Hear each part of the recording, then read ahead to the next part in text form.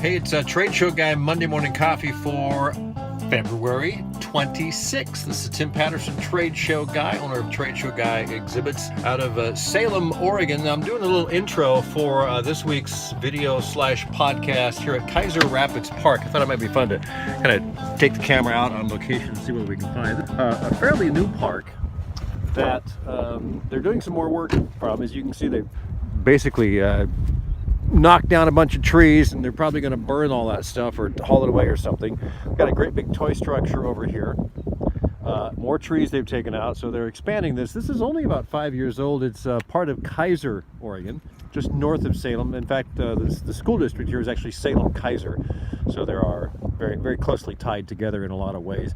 Kaiser was only incorporated, I believe, in like the early 80s. And they got a walking path that's about a mile long that goes down by the river, the Willamette River. They have a little amphitheater down there.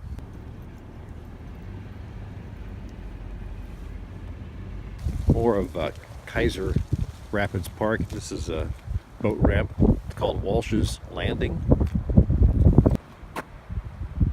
Historical signs. I used to sell a lot of these at my previous company.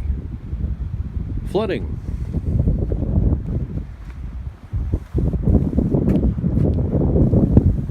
More flooding. Tire tracks for people who drove around on the grass. See, it's an exciting place. Well, it was so windy there that it made the audio virtually unlistenable. So I thought I'd recap here. I was describing how I was listening to the car radio and a song came on and it brought back some great memories. So let's go back to the story. As we do this, it's kind of windy. Maybe I'll get back in because I bet you're getting a lot of wind sound from that happening. So let me do this. Hang on. So this song brings back this great memory. I was in college and listening to a lot of FM radio. In fact, where I went to college, up at Mount Hood Community College up in Gresham, Oregon, there was a local station up there called KQIV. They broadcast in quadraphonic. Not stereo, but quadraphonic. So if you really had like the setup, you could listen to the station in quadraphonic, but most of us listened to it in stereo. And it was total freeform album rock. I mean, back in the day when they would turn a disc jockey loose with like 7,000 records on this wall. And I was actually at the studio once and I was amazed because they had 3 and 4 copies of everything. So you could play like 7 tracks from Pink Floyd's Dark Side of the Moon and back to back if you wanted. You just could do that. I listened to the station a lot, and a lot of great bands came into my life through the 2 years I was listening to the station while I was at this college. One of them was Thin Lizzy. I love that album that came out with Vagabond to the Western World. That's not the song, though, that I'm thinking of right now. So there was a song that came on, and I remember the very distinct piano break that came in, and it sounds like this. Okay, so there's the piano break. And then there was another part of the song, which I remember very distinctly as well. And it went like this.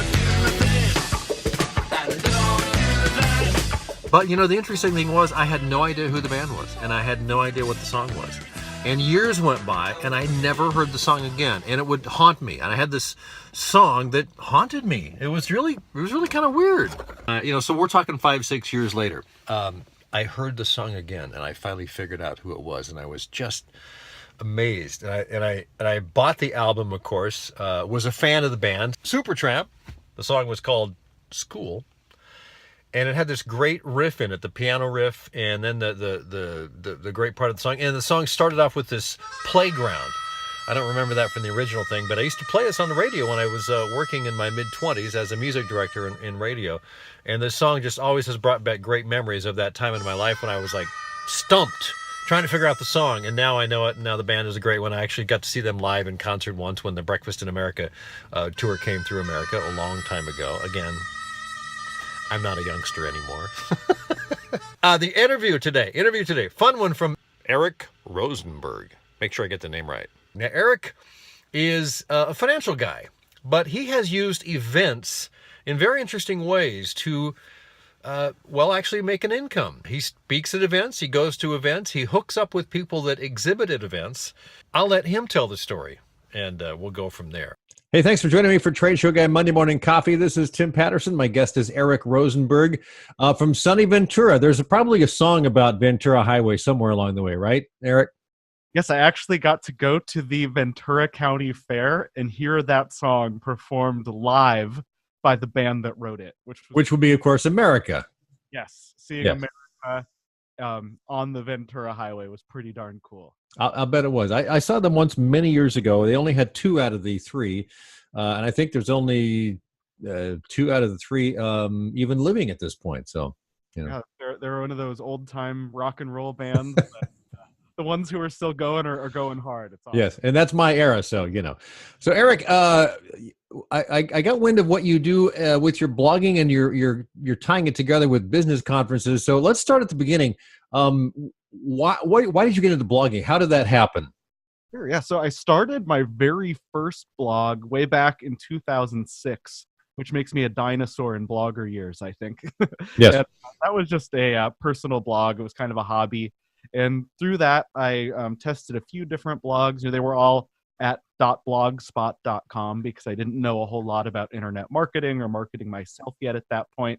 But I learned a lot about blogging doing that. I did one blog about Israel and the Middle East that I enjoyed. It got me a little bit of notoriety in a good way.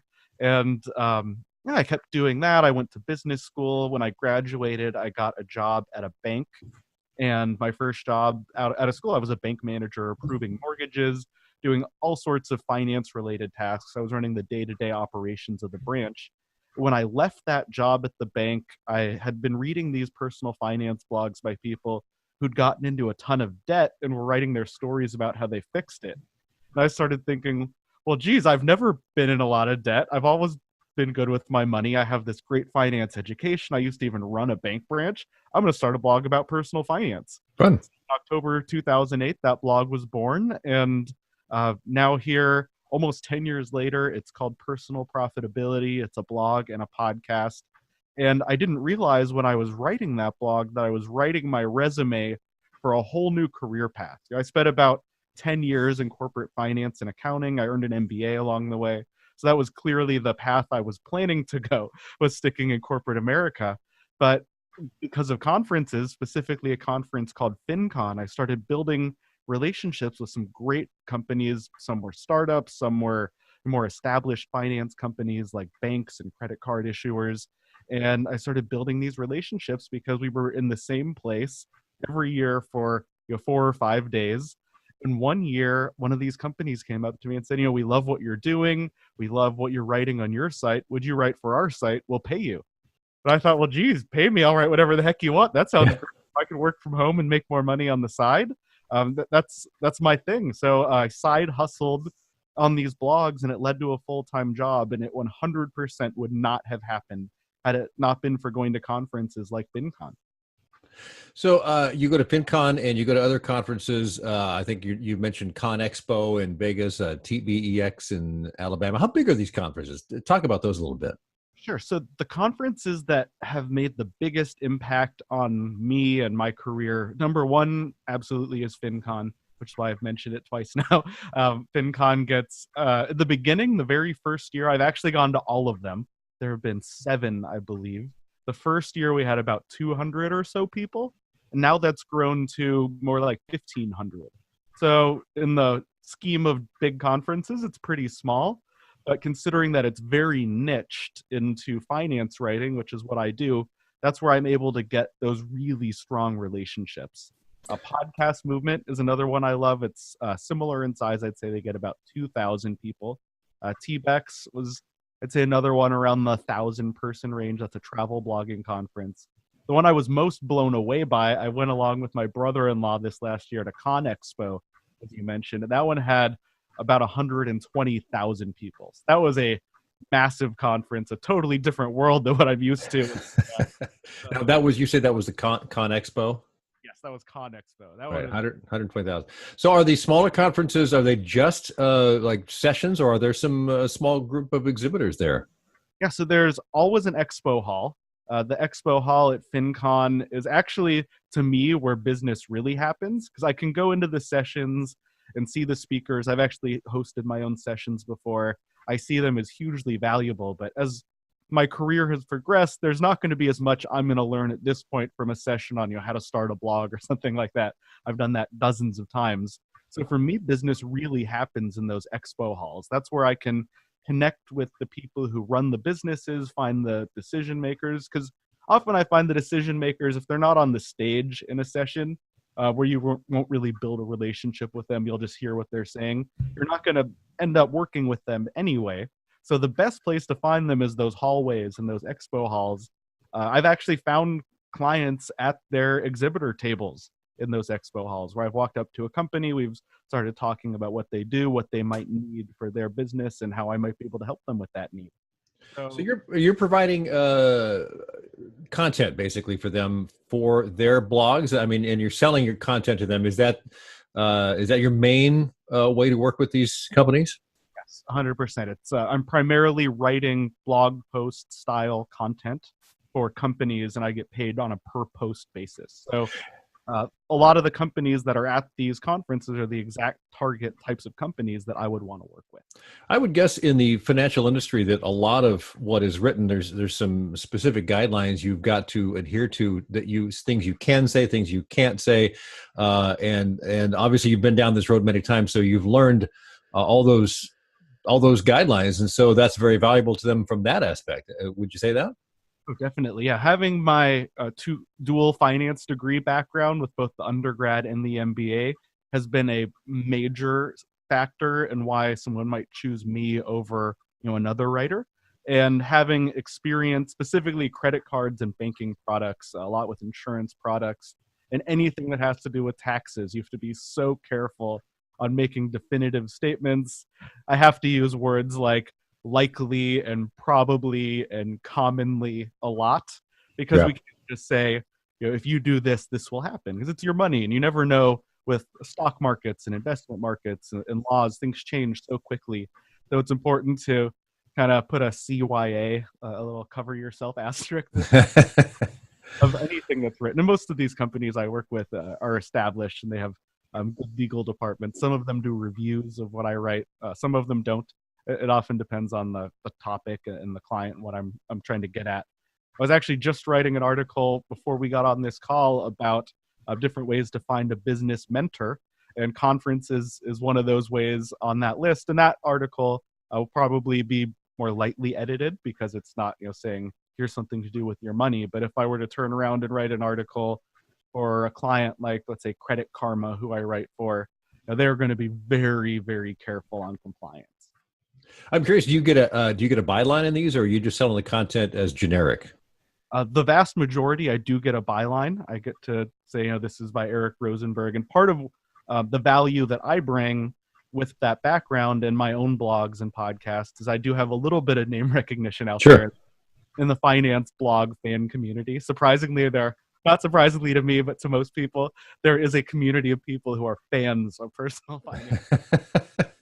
Well, that doesn't surprise me. And I'm guessing that, finances and the law, attorneys, are probably the two most highly regulated, that you'd have to be careful of what you say on blogs and things like that. I know as my radio background, whenever we had advertisers from banks and or attorneys, we'd have to be very careful what they said in their ads. And so they just, like you say, you've got to cover their act, as it were.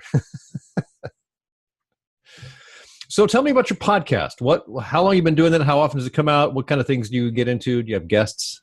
Yeah, so my main podcast is called the Personal Profitability Podcast. It's been going for, I think, about 3 years now. We're coming up on episode 100, so that's a big milestone.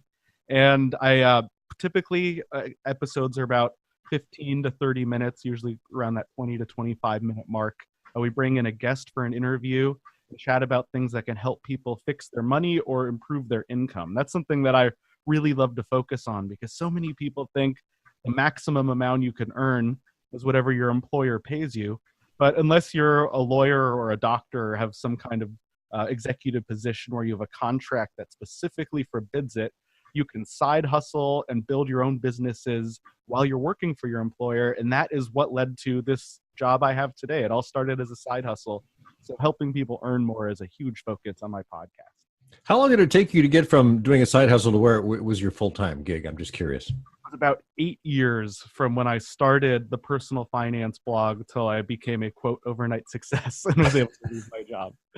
Well, so you obviously had dedication and you hung in there and you thought it was worth doing. So you had some passion about it, regardless of whether you were making enough to be have it support you. But now, obviously, it is your main source. Yes. It all started. I remember the first time I made enough money online to buy a beer. This is the best thing ever. I just, wrote a blog post and now I could go to the bar and have a beer. Then it grew to a point it was covering all of my bar tabs, which I was in my mid-20s at that point, so that was saying something. Right. Then I noticed, wow, it's covering my rent, and then I bought a condo and it was covering my mortgage. And it was in April 2016 when I had a 6-month-old daughter and a stay-at-home mom wife that I thought I'd do the responsible thing and walk away from my good job as a senior financial analyst and sell my house in Portland to move somewhere more expensive to work for myself online. And lucky me, it has worked out very well. I guess I luck. It wasn't luck. It was hard work and dedication and focus over years. And yeah, so you've been doing this 10 years, but only the last 2 has it really come to full fruition, it sounds like. And now you're kind of probably shifting a little bit to making sure you maintain that.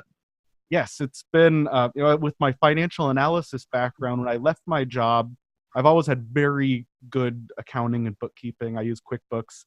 And when I left the job, I was making the bulk of my income from freelancing. I make a small revenue also from my own website, but freelancing is definitely the biggest source. At that point, about 80% of my income, which I do income reports at personalprofitability.com. So I'll tell you all the numbers. So I was making about 80% of my freelance income from writing and 20% from website design and development support for a WordPress website. So a small business wants a new website, I build it for them for a fee. And I figured out that about 20% of my time was going into writing. That led to 80% of my income. And that 20% of my income from website work was taking about 80% of my time and the source of about 90% of my stress. If you're familiar with the Pareto principle or read 4-Hour Work Week, that's the 80-20 rule, smacking me in the face saying, Eric, why are you wasting so much time on this part of your business that isn't working that well? Right. In a few months into having quit my job, I just walked away from 20% of my income, knowing that if I really focused on that writing part, it should pay me back, multiple times over in dividends. And over that next 3 months, that's exactly what happened. My income about tripled. And it went from about $4,000 to $5,000 a month to over $10,000 a month, and has not gone back down since, except for a couple months, which one month I missed it by $200. So being in that, I used to be a financial analyst, rounding to the nearest million or 10 million. Right. $100. And the month that my newest daughter, who's about 2 months old, was born, and our house almost burned down. If you read about the fires in Southern California, we were a block away from the edge of where the big fire line was, and 6 of our neighbors' homes were lost. So that month I missed it by a little bit too, but I figure having a baby and almost losing my house gives me an excuse. But yeah, well, every month I get over that 10,000 mark, and I don't say it to brag. I say it to teach other people it's possible to build a solid, good income and a lifestyle that you love that could be totally different from the career path you have now. But it all starts with focusing on income and deciding how you want to build some sort of business on your own. And I like that you're doing a podcast as well, just to kind of support everything you're doing. And so let's talk. I just have a couple of questions. First of all, where can people find you?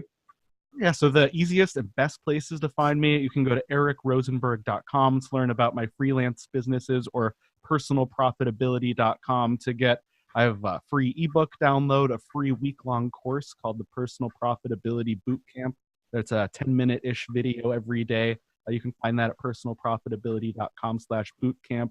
Or I also have a brand new podcast that I think is super hilarious and fun with a co-host called Oh No We Didn't. And if we don't offend at least one person every episode, we probably did it wrong. That's about money, politics, and religion. So that'll be fun. The 3 favorite topics that are the third rails of anything. Yeah, that's what we want to do. We want to talk about the things people really care about. Eric, it's been a pleasure chatting with you. We'll have everyone go check you out. And again, thanks for reaching out. Thanks so much for having me. All right, a tip of the Trade Show Guy hat to Eric Rosenberg, and a cheers to him as well with the Trade Show Guy Cup. Check him out on personalprofitability.com and find the podcast Oh No We Didn't. Oh no, we didn't.com. Good stuff. This week's Trade Show tip of the week, do the math. I actually posted a recent article on Trade Show Guy blog that had to do with reverse engineering trade show success. Really kind of a breakdown, a detailed look at the numbers you need to achieve when you're trying to get a set amount of leads at a trade show. So you got to do the math. If you do that, you'll have a better understanding of the goals ahead. So break it down and gather information. That's your tip of the week. That's your tip of the week. That's your tip of the week. For example, if you're able to track hourly visitors to your booth, you can get a better estimate of the total number of visitors over the length of the show. All right. So if you have that information, you can then get a better sense of how many visitors it takes to get one good, solid lead, and then work to improve those numbers from show to show. So the advice, track as much information as you are able to gather and break it down and know what to do with it. Digest it and use it to make your next show more successful. And we'll wrap up with one good thing. I'm listening to, and about 3/4 of the way through, the podcast by Slate.com called Slow Burn. It's a podcast about Watergate and the downfall of President Nixon. It's just fascinating stuff if you're into political history like I am. Of course, I lived through it. I was a teenager when that was happening, so I got to experience it in real time. And what's interesting to me is that the narrator of the show was not able to experience it. Apparently, Scruffy is hearing something. The narrator of the show is not able to understand what it was like in real time, but having been there, it was really quite interesting. I learned a ton of stuff that I never knew, and I thought I knew quite a bit about Watergate. So Slow Burn, the Slate.com podcast about Watergate. That's Watergate. That's the one good thing this week. Have yourself a great week. Catch you next week on Trade Show Guy Monday Morning Coffee. Be sure to leave a review and, subscribe at iTunes.com. There's a link as well in the show notes and on the TradeshowGuyBlog.com. Let people know about it. Spread it around. Thank you.